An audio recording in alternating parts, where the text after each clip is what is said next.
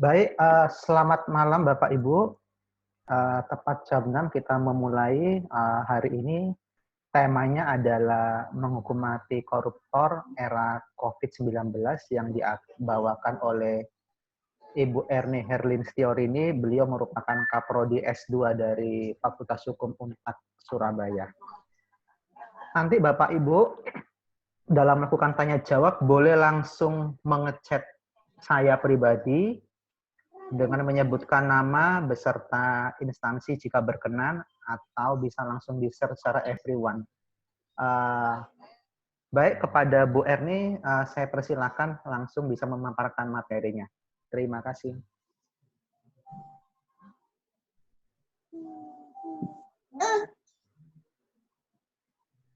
Sudah kelihatan. Sudah kelihatan. Yes. Sudah kelihatan Bu Erni, silakan. Ini.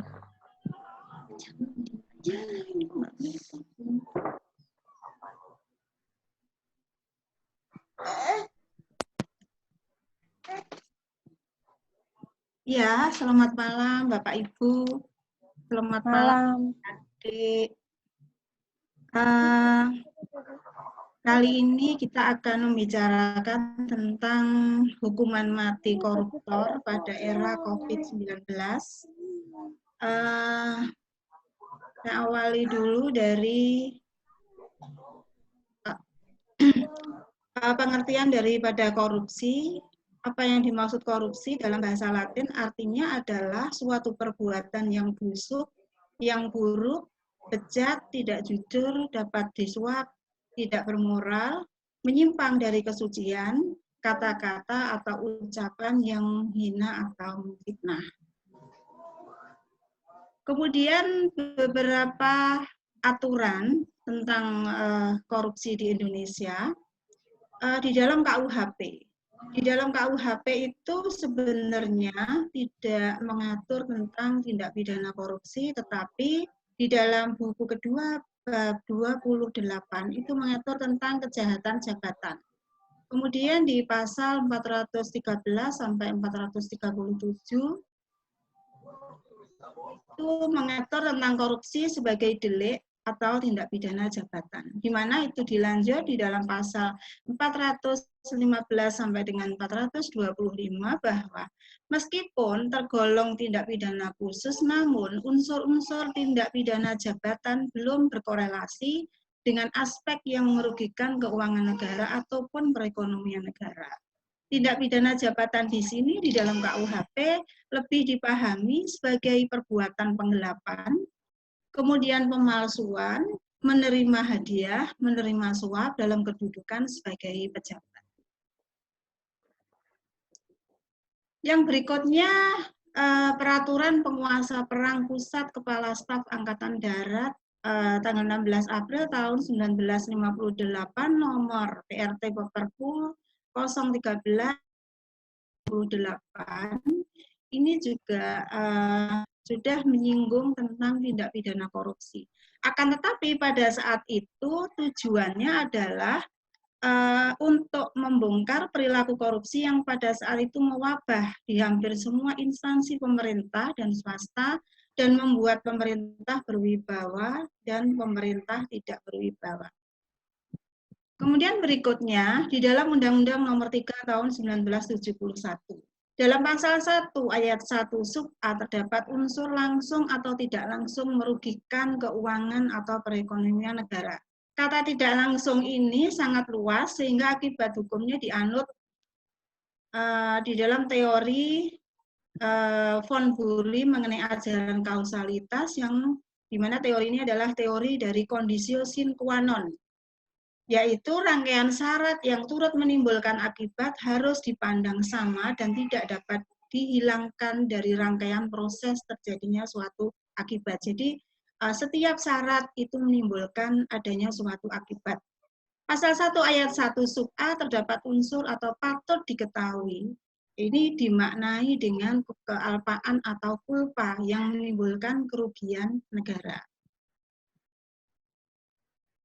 Berikutnya, di manakah dasar hukum ancaman pidana mati dalam Undang-Undang Tindak Pidana Korupsi itu ditemukan? Yaitu di dalam Undang-Undang Nomor 31 Tahun 1999 tentang Pemberantasan Tindak Pidana Korupsi. Di dalam pasal 2 disebutkan ya, di ayat 1 bahwa setiap orang yang secara melawan hukum melakukan perbuatan memperkaya diri sendiri atau orang lain atau suatu korporasi yang dapat merugikan keuangan negara atau perekonomian negara, maka dipidana dengan pidana penjara seumur hidup atau pidana penjara paling singkat 4 tahun dan paling lama 20 tahun. Dan denda paling sedikit 200 juta rupiah dan paling banyak 1 miliar rupiah. Di dalam ayat 2-nya, dalam hal tindak pidana korupsi sebagaimana dimaksud dalam ayat 1 dilakukan dalam keadaan tertentu, maka pidana mati dapat dijatuhkan. Kemudian, di dalam penjelasan pasal 2, langsung saja pada ayat 2-nya, dalam penjelasan yaitu apa yang dimaksud keadaan tertentu dalam ketentuan ini dimaksudkan sebagai pemberatan bagi pelaku tindak pidana korupsi apabila tindak pidana korupsi itu dilakukan pada waktu negara dalam keadaan bahaya sesuai dengan undang-undang yang berlaku, kemudian pada waktu terjadi bencana alam nasional sebagai pengulangan tindak pidana korupsi atau residif, atau pada waktu negara dalam keadaan krisis ekonomi dan moneter. Berikutnya, penjelasan pasal 2 ayat 2 Undang-Undang Nomor 31 Tahun 99 ini pernah diajukan uji materi ke Mahkamah Konstitusi karena dianggap menimbulkan ketidakadilan jika penjelasan pasal itu ditafsirkan secara au contrario atau sebaliknya ya, yaitu kata bencana alam nasional. Sehingga jika bencana alam itu bukan bersifat nasional, maka tidak mempunyai kekuatan mengikat, sehingga bisa saja pelaku tindak pidana korupsi itu tidak dapat diancam dengan pidana mati. Contoh, bencana alam di Palu dan Donggala bukan merupakan bencana nasional. Maka di sini ketika KPK menemukan dugaan tipikor dalam proyek pengadaan pipa High Density Polyethylene atau HDPE di daerah tersebut. Selain itu, temuan lain yaitu dugaan korupsi di beberapa proyek pembangunan sistem penyediaan air minum atau SPAM. Berikutnya berkaitan dengan pengembalian keuangan negara. Di dalam pasal 4 itu diatur ya. Apabila pelaku tipikor sebagaimana dalam pasal 2 dan pasal 3 itu telah memenuhi unsur tindak pidana korupsi dalam pasal 2 tadi, namun pengembalian keuangan negara itu bukan merupakan suatu hal yang bisa menghapuskan pidana terhadap pelaku tindak pidana tersebut. Jadi ancaman pidana tetap ada. Pengembalian kerugian negara atau perekonomian negara ini hanya merupakan salah satu faktor yang dapat meringankan hukuman. Nah, kemudian ancaman hukuman di dalam Undang-Undang Nomor 20 Tahun 2001 ini sebagai perubahan atas Undang-Undang Nomor 31 Tahun 99 tentang tindak pidana korupsi. Di mana di dalam pasal 1 angka 1 ini tetap ya bunyinya bahwa dalam pasal 2 ayat 2 substansinya tetap, namun di sini ada perubahan tentang penjelasan pasal tersebut. Sehingga bunyinya menjadi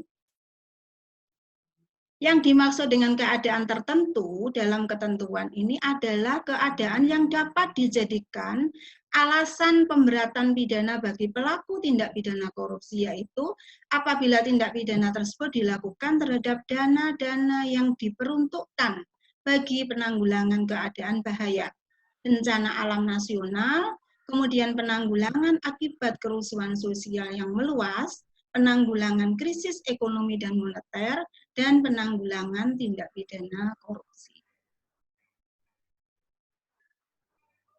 Kemudian kita berlanjut pada topik kita kali ini, yaitu bagaimana tindak pidana korupsi pada era virus corona.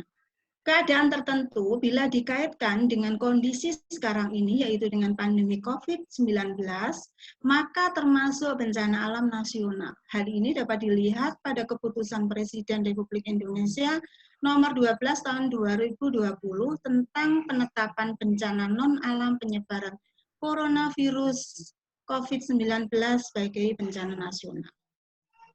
Apa yang melatar belakangi Kepres tersebut dapat dilihat pada unsur konsideransinya atau unsur menimbang pada huruf A dan huruf B, yaitu bahwa bencana non-alam yang disebabkan oleh penyebaran coronavirus atau COVID-19 telah berdampak meningkatnya jumlah korban dan kerugian harta benda, meluasnya cakupan wilayah yang terkena bencana, serta menimbulkan implikasi pada aspek sosial ekonomi yang luas di Indonesia.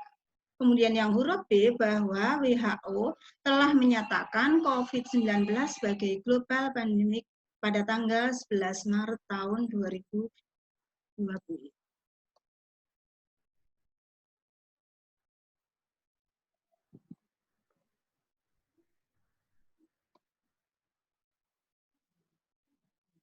Korupsi dengan kondisi darurat dapat diancam dengan hukuman mati atau penjara seumur hidup. Hal ini didukung oleh Ketua KPK Firly Bahuri yang mengemukakan bahwa ancaman hukuman mati bagi yang berniat jahat memanfaatkan kondisi darurat adalah hukuman mati atau penjara seumur hidup. Kasus-kasus tindak pidana korupsi dalam keadaan bencana alam ini saya ambilkan dari website ya.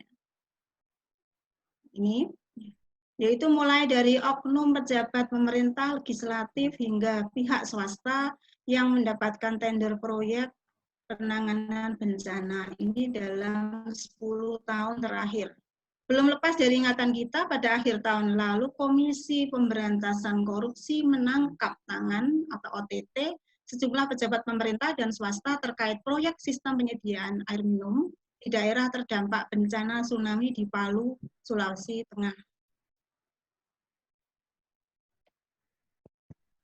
Kemudian sebelumnya pada Oktober tahun 2019 lalu, Kejaksaan Negeri Mataram menangkap seorang anggota DPRD Kota Mataram yang memeras pejabat pemerintah terkait proyek dana renovasi gedung pendidikan yang terdampak bencana gempa Nusa Tenggara Barat. Dan yang paling terbaru adalah kejadian operasi tangkap tangan yang dilakukan polisi terhadap seorang oknum pegawai Kementerian Agama yang melakukan pungutan liar atau pungli dana renovasi masjid yang terdampak gempa NTB pada beberapa hari yang lalu.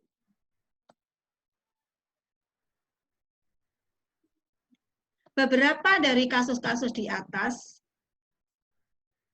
menunjukkan bahwa korupsi dana penanganan gempa sangat rawan terjadi. Padahal ancaman hukuman korupsi dana penanganan bencana sangat berat, yaitu hukuman. Sampai sekarang ini belum ada satupun kasus ketika pelaku tindak pidana korupsi itu melakukan tindak pidana korupsi pada saat ada bencana alam belum pernah dijatuhi hukuman mati, bahkan ancaman hukuman mati pun belum pernah. Persoalannya adalah jika hukuman mati tidak diterapkan, maka yang diperlukan adalah keberanian hakim untuk menjatuhkan hukum pidana secara maksimal, karena ancaman hukuman mati jelas sudah diatur dalam undang-undang. Jadi hukuman mati tersebut bukan merupakan sebuah isu atau wacana. Kemudian bahwa persoalan hukuman mati ini bukanlah persoalan aturan, tetapi persoalan kemauan hakim untuk memutuskan, karena bagaimanapun hakimlah sebagai peletak keputusan dalam mengadili suatu perkara. Demikian, terima kasih. Baik, terima kasih Bu Erni atas waktunya.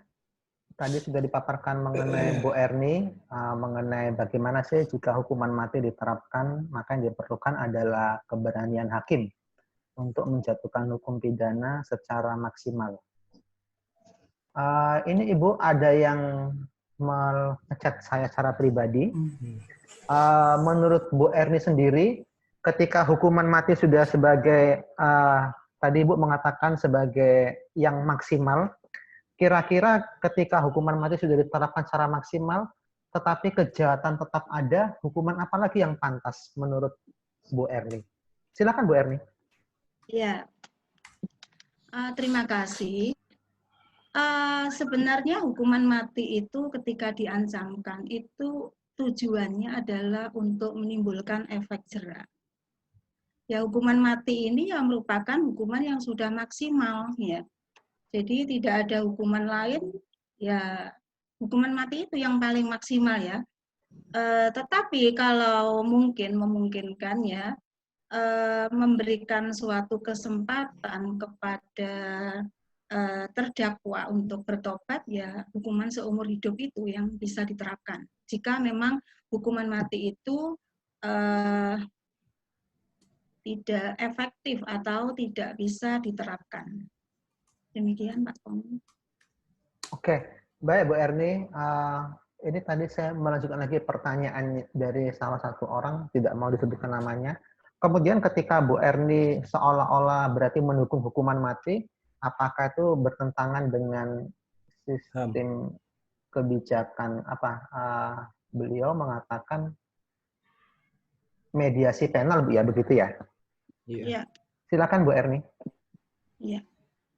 Mediasi penal itu di dalam KUHP, ya, di dalam KUHP, di dalam hukum pidana itu sebenarnya tidak dikenal, ya, tidak ada, ya.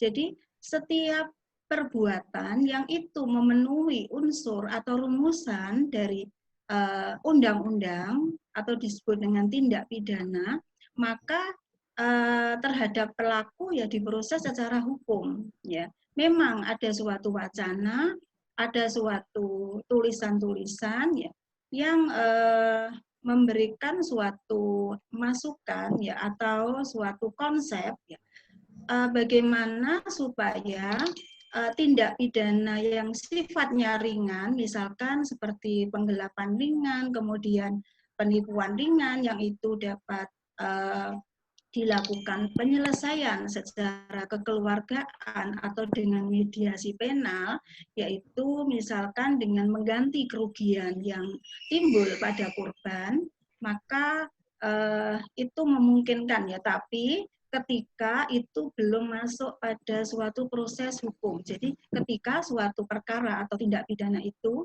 belum dilaporkan kepada pihak yang berwajib. Begitu, Pak.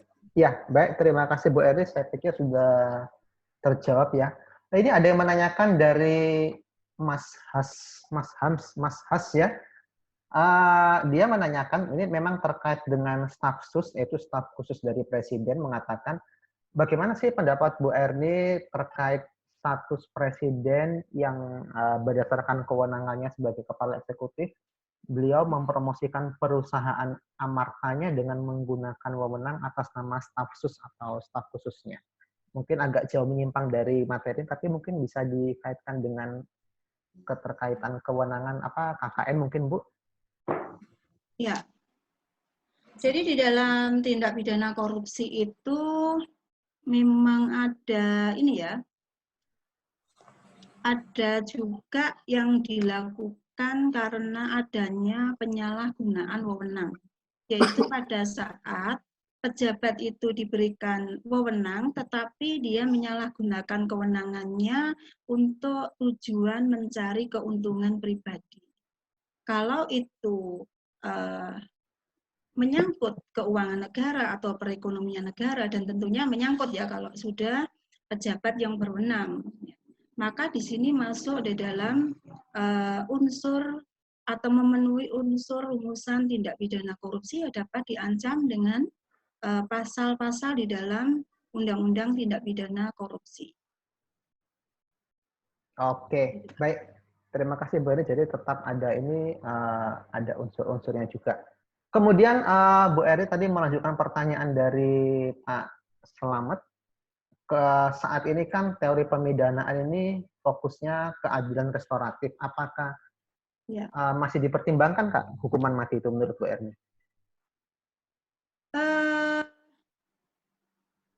Jadi begini, ya, Memang keadilan restoratif itu ada, tetapi selama ini keadilan restoratif itu baru diatur di dalam Undang-Undang Sistem Peradilan Pidana Anak. Jadi itu pun ada persyaratan-persyaratannya ya ketika keadilan restoratif itu diterapkan. Itu antara lain satu, ketika tindak pidana yang dilakukan oleh anak itu ancaman pidananya di bawah 7 tahun. Kemudian yang kedua adalah ketika tindak pidana itu baru pertama kali dilakukan. Ya. Jadi keadilan restoratif di luar daripada Undang-Undang Sistem Peradilan Pidana Anak itu belum diatur. Ya. Itu. Jadi karena apa? Di dalam hukum pidana itu kan berlaku asas legalitas. Jadi asalkan perbuatan yang dilakukan itu memenuhi rumusan undang-undang, ya di sini diproses secara hukum. Ya. Jadi intinya keadilan restoratif di dalam hukum pidana di luar Undang-Undang Sistem Peradilan Pidana Anak itu baru merupakan wacana. Ya.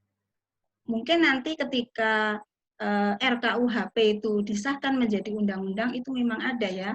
Jadi ada keadilan restoratif di sana, itu pun batasan-batasannya terhadap tindak-tindak pidana tertentu yang sifatnya ringan. Jadi di dalam tindak pidana korupsi itu belum diatur tentang keadilan restoratif sebagai bentuk penyelesaian.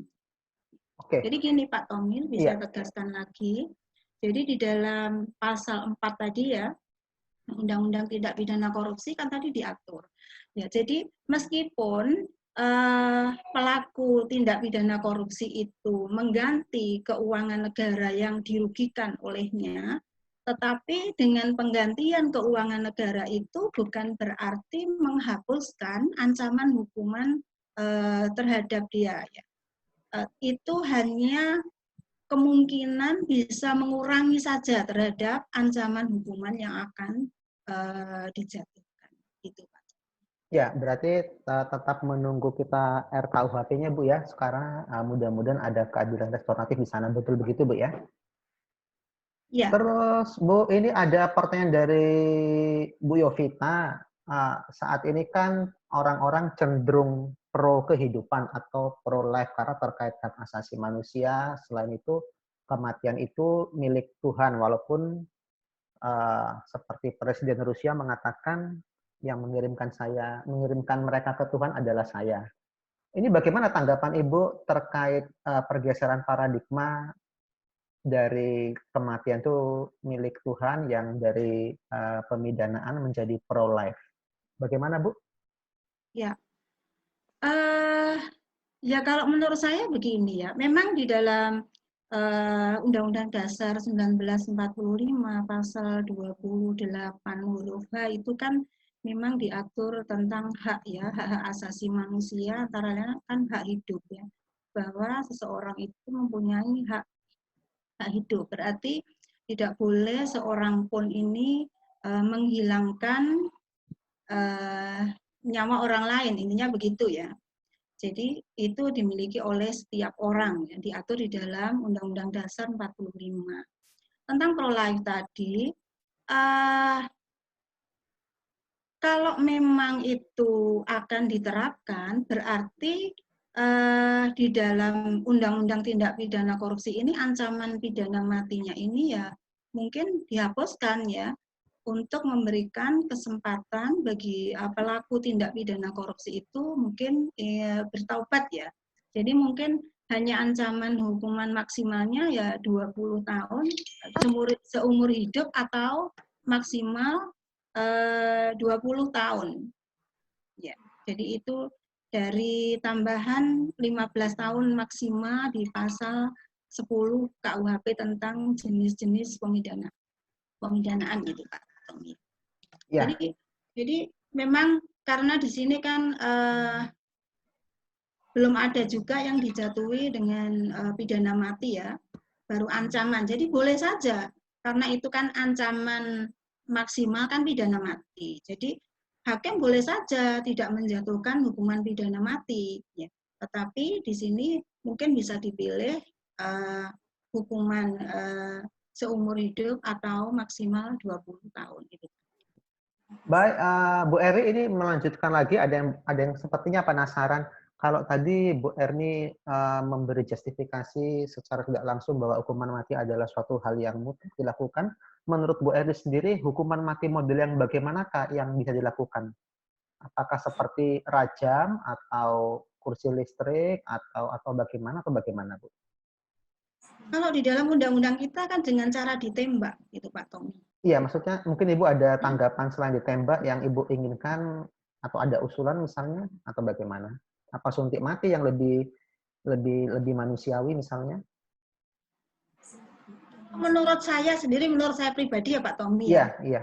Saya sebenarnya setuju dengan Bu Yovita tadi yang pro life ya. Jadi saya sendiri secara pribadi saya tidak setuju dengan hukuman mati apapun itu tindak pidana yang dilakukan. Karena tadi seperti yang saya kemukakan bahwa hukuman mati itu tidak memberikan kesempatan seseorang untuk bertaubat. Jadi manusia itu tidak sempurna, alangkah lebih baiknya karena ketidaksempurnaan itu tadi, jika dia melakukan suatu kesalahan, itu diberikan kesempatan untuk memperbaiki ya. Jadi dengan suatu pembinaan di lembaga pemasyarakatan itu barangkali ya, ini terpidana akan menjadi orang yang lebih baik atau menjadi orang baik. Itu pendapat saya, Pak. Ya, baik. Jadi adanya suatu dianggap ada suatu perubahan begitu Bu ya bagi yang mereka akan dihukum mati. Kemudian Bu, ini ada dari Miftahul Sodiki menanyakan kalau hukuman mati sudah terlaksana bagi seorang koruptor, kemudian beberapa tahun kemudian dinyatakan atau terbukti tidak bersalah rupanya. Bagaimana dasar hukum negara untuk bertanggung jawab, Bu? Ya. Ini seandainya ya. Iya, iya. Biasanya kan Ya. kalau di luar negeri kan diberikan uang ganti uang berapa miliar begitu. Ini kalau di negara kita ini belum diatur Pak Tommy. Belum ya Bu ya? Tentang hal tersebut ya. Jadi yang ada itu adalah saya lupa ya, itu di PP-nya itu ada ketika terjadi salah tangkap, kemudian seseorang itu sudah terlanjur menjalani suatu masa tahanan, ketika seseorang itu sudah terlanjur menjalani suatu hukuman ya sehingga menjadi tercemar, itu ada suatu bentuk ganti kerugian yang itu sudah ditetapkan ya. Termasuk di sini adalah rehabilitasi atau pemulihan nama baik.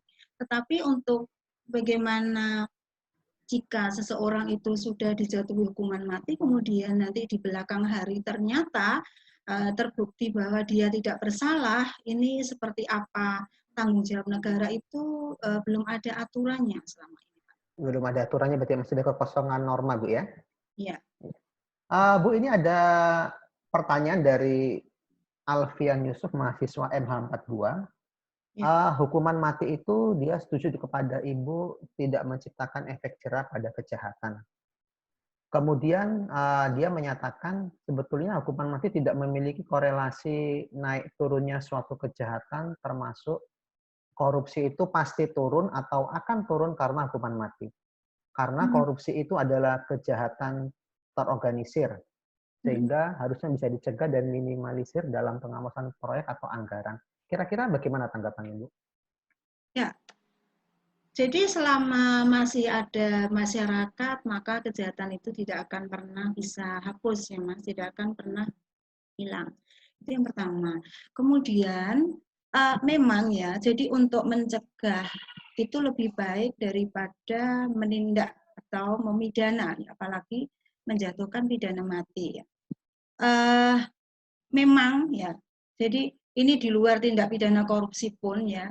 Jadi banyak orang sudah dijatuhi hukuman mati, tetapi juga tidak bisa mengurangi kejahatan ya, tidak bisa membasmi kejahatan.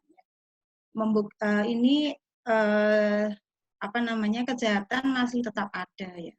Jadi kalau saya berpendapat ya lebih baik dilakukan suatu pencegahan, yaitu di sini KPK harus berjuang keras ya untuk melakukan suatu pengawasan, khususnya kalau ini terkait dengan dana-dana untuk digunakan sebagai penanganan bencana COVID misalkan, ini satu ada pengawasan ketika dana itu cair ya mungkin secara online ya bisa nanti akan diumumkan ya sehingga masyarakat bisa mengetahui termasuk nanti penggunaannya untuk apa itu harus ada pertanggungjawabannya dengan sistem transparansi seperti itu Pak.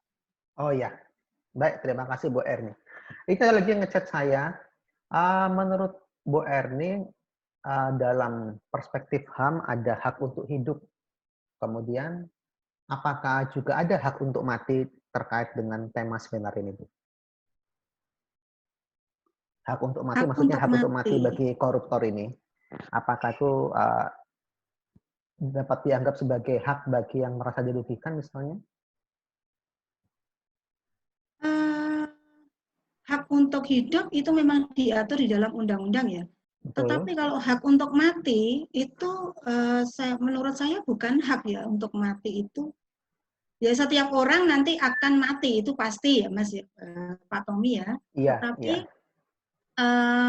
kalau di sini pidana mati atau hukuman mati itu merupakan suatu akibat hukum ya dari perbuatan atau dari tindak pidana yang dilakukan. Jadi siapa sih yang mau dijatuhi hukuman mati itu menurut saya kok tidak ada ya Pak Tommy ya, tidak ada. Jadi orang sakit pun itu kan berusaha untuk sehat, untuk sembuh dengan berbagai cara, dengan uang yang dipunyai seberapapun itu tidak dihitung nilainya asalkan seseorang itu bisa sehat kembali ya. Jadi kalau hukuman mati itu bukan merupakan hak tetapi akibat dari suatu tindak pidana yang dilakukan. Oke, baik, baik Bu Erni. Ini ada lagi menyusul dari Bondan Seno Aji. Bu Erni, dengan berubahnya status COVID-19 dari darurat menjadi bencana, itu ada nggak dampak kekebalan hukum bagi mereka para koruptor atau pengguna anggaran? Kekebalan hukum ya. Iya, karena Uh, ya, jadi gini Pak Tommy, aturan itu yang jelas sudah pasti sudah ada ya. Jadi aturan berapa hukuman minimalnya tadi 4 tahun, kemudian ada 20 tahun, kemudian ada seumur hidup, ada ancaman pidana mati ketika ada bencana alam nasional ya gitu ya. iya. Nah,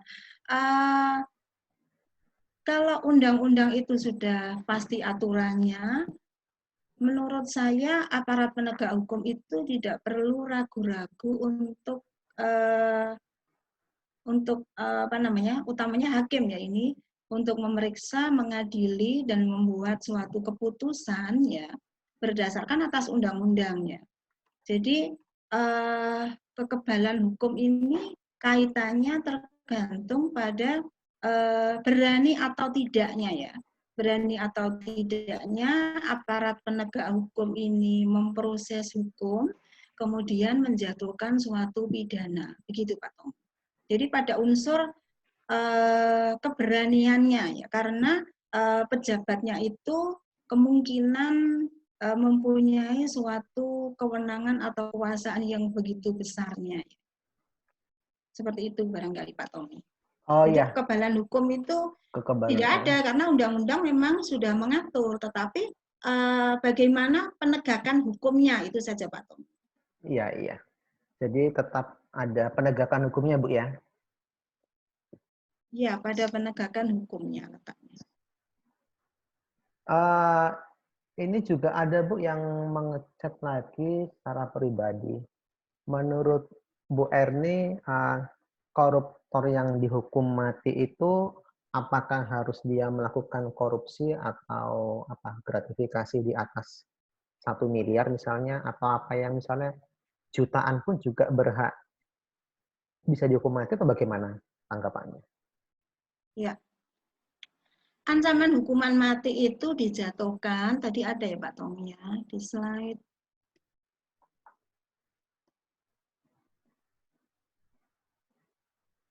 Bentar.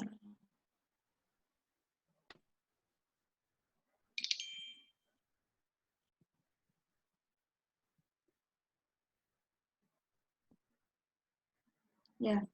Jadi setiap orang yang secara melawan hukum melakukan perbuatan memperkaya diri sendiri atau orang lain atau suatu korporasi yang dapat merugikan keuangan negara atau perekonomian negara dipidana dengan pidana penjara seumur hidup atau pidana penjara paling singkat 4 tahun dan paling lama 20 tahun dan denda paling sedikit 200 juta.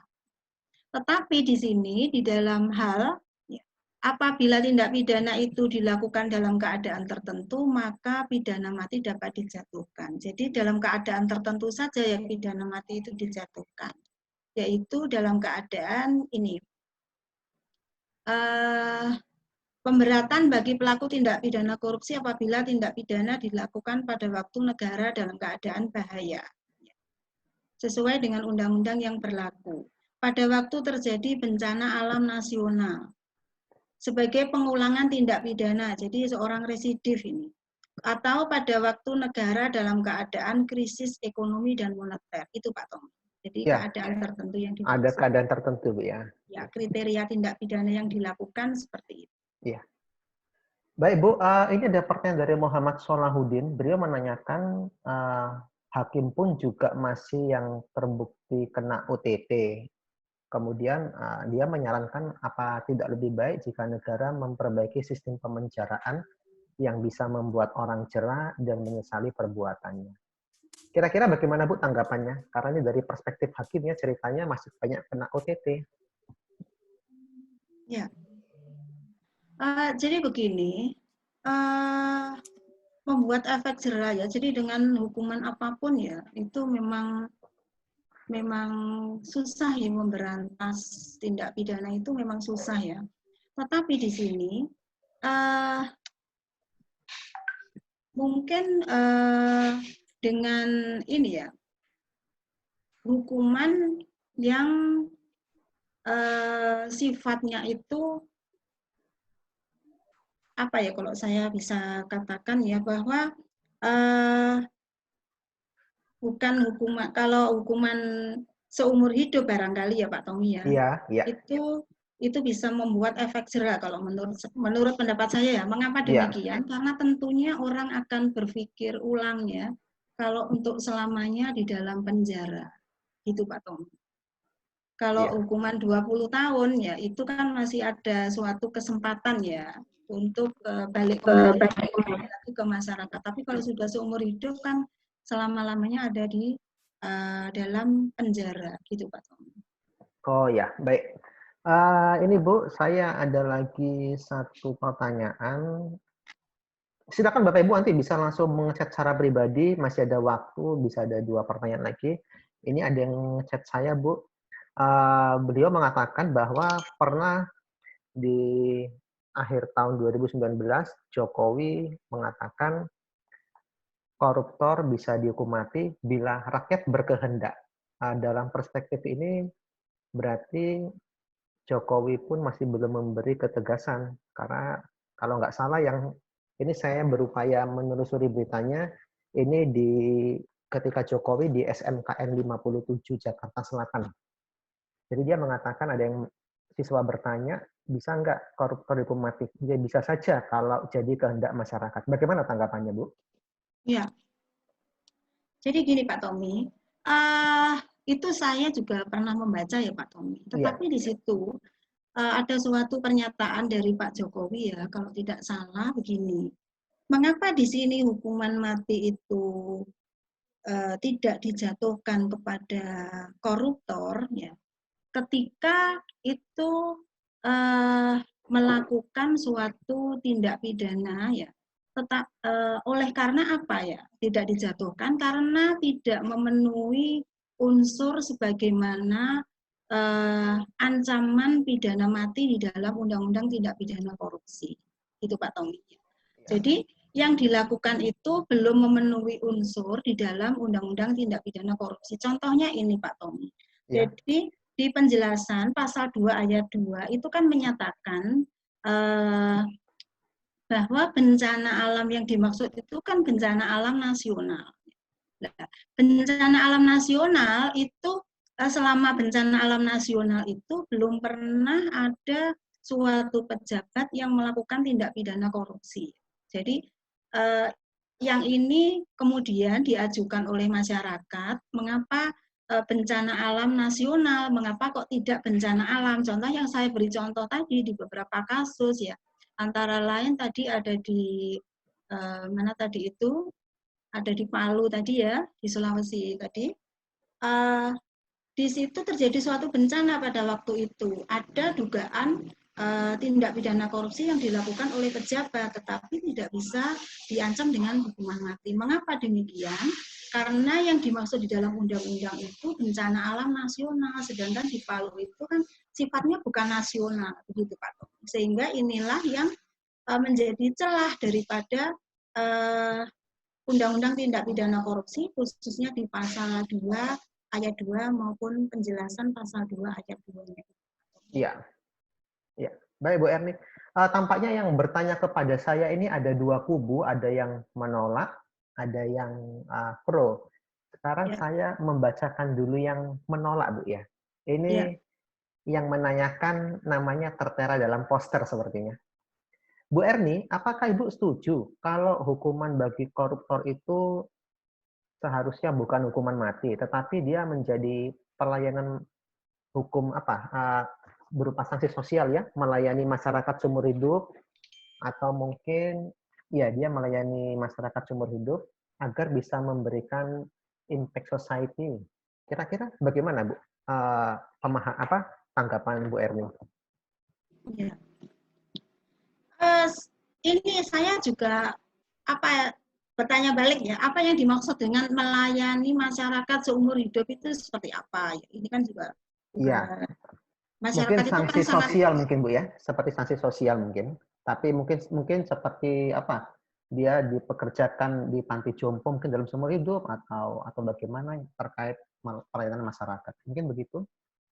oh begitu ya. Ya, mungkin. Mungkin Nah, bisa saja seperti itu ya. iya, Itu kan merupakan suatu ide ya. iya. Boleh-boleh saja orang beride. Tetapi kalau saya lebih setujunya begini, supaya nilai daripada kerugian negara yang dikorupsi tadi itu dikembalikan kepada negara, itu yang utama. Jadi bukan ancaman pidana yang ditaruh di atas ya. Jadi bukan ultimum premium. Selama ini kan ultimum premium. Jadi pidana itu lebih diutamakan daripada kerugiannya kan di bawahnya ya Pak Tom. Kalau Iya, saya lebih iya. cenderung kerugian negara itu kembalikanlah kepada negara, kemudian baru pidananya. Begitu. Tapi tidak menghapuskan pidana, tapi kerugiannya dikembalikan dulu, dinomor satukan dulu, sehingga di sini masyarakat tidak disengsarakan oleh dana yang dikorupsi. Kalau saya lebih setuju. Iya, Bu. Oke, jadi tetap ada. Kita masih belum mengetahui, Bu, ya, bagaimana bentuk pelayanan itu.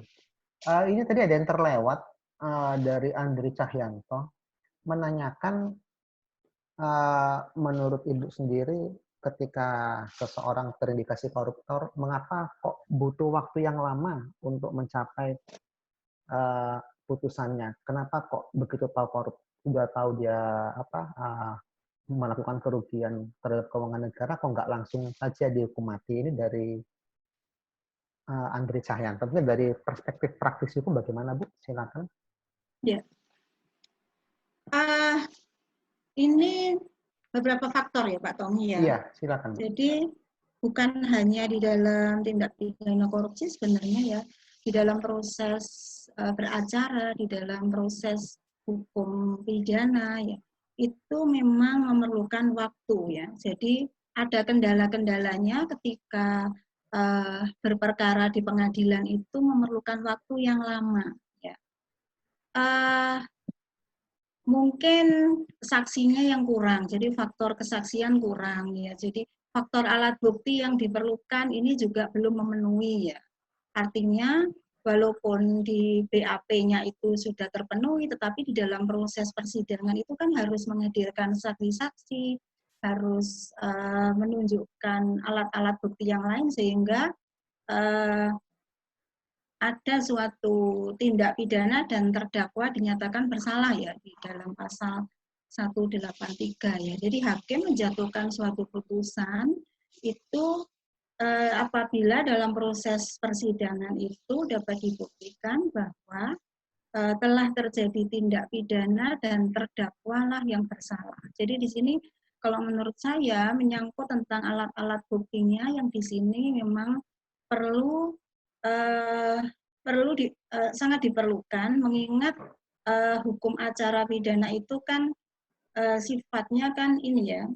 Jadi mencari apa namanya tuh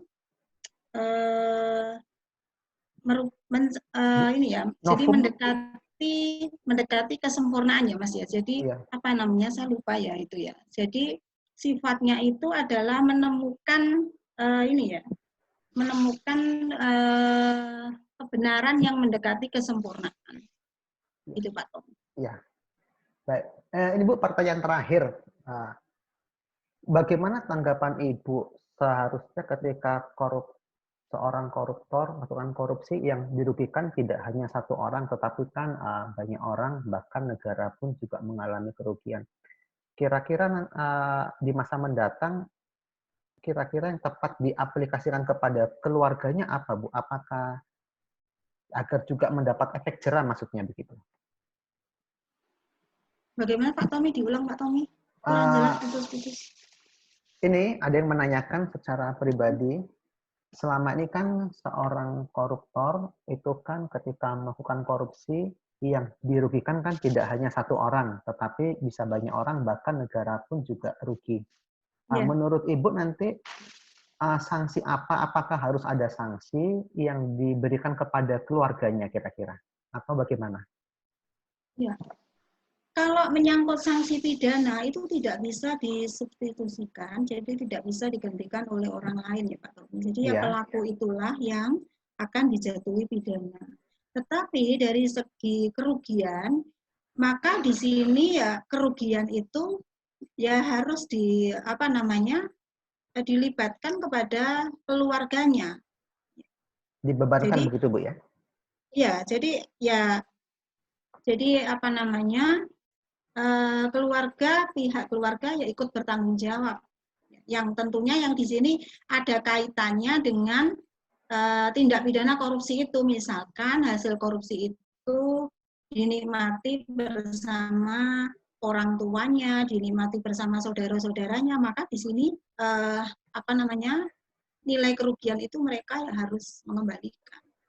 Tetapi di sini gini Pak Tommy, nanti saya salah ya. Jadi di sini intinya pelaku tindak pidana korupsi itu yang melakukan itu adalah yang dipidana, tidak bisa disubstitusikan. Jadi bukan berarti di sini tadi keluarganya ini menjadi turut serta tidak ya Pak Tommy ya. Bukan maksud saya tidak. Ya. Jadi kalau turut serta ya otomatis ya di pasal 55 KUHP-nya ya diikutkan ya. Jadi turut serta apakah dia turut serta melakukan apa termasuk pelakunya juga atau menganjurkan atau menyuruh ya itu beda. Jadi yang saya maksud itu bukan di sana pelakunya ini hanya ada satu tetapi di sini ya tapi di sini kan otomatis kalau misalkan kepala keluarga itu melakukan suatu tindak pidana korupsi otomatis kan hasil korupsinya kan dinikmati seluruh anggota keluarga. Betul. Sehingga di sini maksud saya keuangan daripada keluarga ini ya ikut menjadi jaminan ya untuk mengembalikan kerugian negara itu. Baik Bu Eri, kan waktu tinggal sedikit, kemudian saya ingin menanyakan ini, kemudian saya rangkum, kira-kira nanti Bu Eri bisa memberikan suatu jawaban yang singkat dan yang bisa menjadi perhatian kita. Menurut Bu Eri, cara yang tepat mengurangi korupsi itu sebetulnya cara yang mudah bagaimana? Apakah kita membatasi pemberitaan terkait koruptor itu sendiri, atau berusaha tidak melakukan pemberitaan mungkin dari pers, atau selain hukuman mati, kira-kira cara yang mudah kita dapat lakukan dari masyarakat awam, dari yang paling bawah, kira-kira bagaimana, Bu? Iya. Ini ya Pak Tommy ya merupakan suatu problema yang sulit untuk dipecahkan ya Pak Tommy ya. Iya. Jadi memang saran aja Bu yang ya. Ya, saran saya mungkin meningkatkan kesejahteraan rakyat ya barangkali ya. Jadi meningkatkan kesejahteraan rakyat secara adil dan merata, ya Pak Tommy ya. Eh, itu yang mungkin efektif ya. Tetapi yang paling utama ya ini landasan moralitas ya Pak Tommy. Yang mungkin di sini agama yang menjadi faktor utama bisa mengendalikan tingkah laku ataupun seseorang untuk mengambil suatu keputusan ya. Itu Pak Tommy. Ya, Jadi faktor agama yang paling utama. berarti agama Bu ya paling utama ya. Iya. Oke, baik Bu Erni, ini berarti kita sudah habis waktunya Bu. Kira-kira Bu, satu aja justifikasi apa dari Ibu terkait dengan tema kita ini, yaitu di mana koruptor harus dihukum mati ya. Bagaimana Bu? Menghukum mati koruptor era COVID-19. Silakan Bu, justifikasi satu, dua, atau kalimat aja. Ya. Jadi di sini COVID-19 ini kan suatu penyakit yang menyangkut kelangsungan hidup seseorang dan juga negara ya Pak Tommy ya. Iya, iya. Jadi kalau ancaman hukuman pidana mati itu dijatuhkan itu barangkali wajar ya, wajar-wajar saja ya karena memang menyangkut itu tadi ya, menyengsarakan masyarakat. Masyarakat sudah menderita, memerlukan pengobatan dan lain-lain ya. Kemudian tenaga medis yang memerlukan peralatan dan lain-lain kemudian dikorupsi, ya, maka di sini ancaman pidana mati barangkali lebih tepat ya untuk khususnya untuk COVID-19 ini. Ya, baik, terima kasih Bu Erni atas pemaparannya. Kemudian saya juga mengundang mewakili dari lab. Silakan Bapak Ibu bisa mengirimkan tulisannya. Tadi saya sudah mengirimkan ada 4 poster. Kebetulan Bu Erni di sini adalah editor in chief dari Jurnal Hukum Maklum Opus yang sudah terakreditasi SINTA.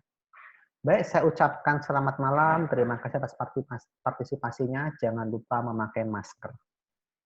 Terima kasih Pak Iya. Tommy, Bu Malam. Yovita, terima kasih Bapak Ibu yang